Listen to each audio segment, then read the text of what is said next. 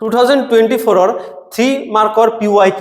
বহুত easy question হয় dual nature চেপ্টাৰৰ পৰা আহিছে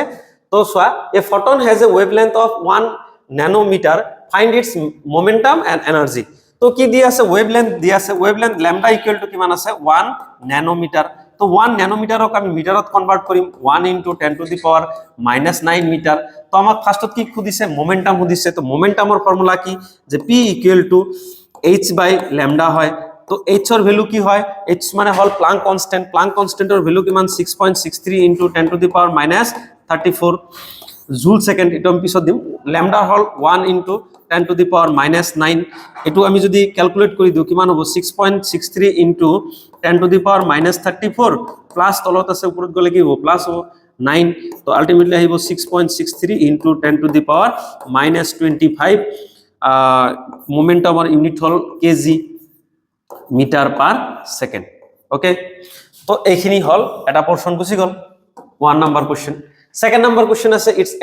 এনার্জির ফর্মুলা কি আছিল বহুত বেসিকৰ পৰা আহিছো h equal to e equal to h nu তো নিউ মানে কি আছিল আকৌ নিউ মানে আছিল c by lambda কাৰণ ইয়াত আমাৰ lambda আছে lambda লগত মিলাব লাগিব আমি তো e equal to হ'ব h এর ভ্যালু কিমান 6.63 into 10 to the power -34 ঠিক আছে আৰু c এর ভ্যালু হল speed of light 3 into 10 to the power 8 metre per second আৰু ল্যামডাৰ ভ্যালু হল 1 into 10 to the power -9 তো e equal to হ'ব এটা 6.63 যদি আমি মাল্টিপ্লাই কৰি দিও 6.63 into 3 মাল্টিপ্লাই কৰি দিলে ঠিক আছে আমি ডাইৰেক্ট মাল্টিপ্লাই কৰি দিছো ইয়াতে ক্যালকুলেটৰৰ হেল্প লৈ তো 6.63 into কিমান আছিল 3 ইকুয়াল কৰিলে 19.89 হয় 19.89 into 10 to the power -34 তাৰ পিছত প্লাস 8 আৰু তলৰ পৰা মাইনাস গৈছে ওপৰত যাব ওপৰত গলে কিমান হ'ব এটো মাইনাস তলত আছে ওপৰত গলে কিমান হ'ব প্লাস হৈ যাব 9 তো e ইকুয়াল টু হ'ব 19.89 into 10 to the power এখিনি কৰিলে হ'ব -17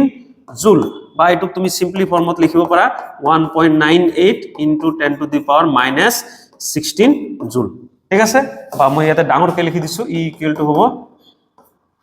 1.98 into 10 to the power -16 জুল এটো হ'ব আমাৰ আনসাৰ আৰু ইয়াতে 3 মাৰ্ক আছে তো প্ৰবলেম লৈ ভয় না খাবা প্ৰবলেম লৈ প্ৰবলেমক বুজিবৰ কাৰণে চেষ্টা কৰা যে কি ফৰ্মুলা ইউজ হ'ব আৰু সেই ফৰ্মুলাখিনি কেনেকৈ এপ্লাই কৰিবা ভ্যালু যিখিনি গিভেন ভ্যালু আছে এটো যদি লৈ অলপ সময় বহা তুমি ফিজিক্সৰ প্ৰবলেম ইজিলি শৰ্ট আউট কৰিব পাৰিবা আৰু সবচেয়ে ইম্পৰ্টেন্ট এডভাইস এটা যে কি প্ৰবলেম সলভ কৰিলে কি হয় তোমাৰ যেটো প্রবলেম সলভিং এবিলিটি টু বাঢ়ি যায় not only physics in life also okay thank you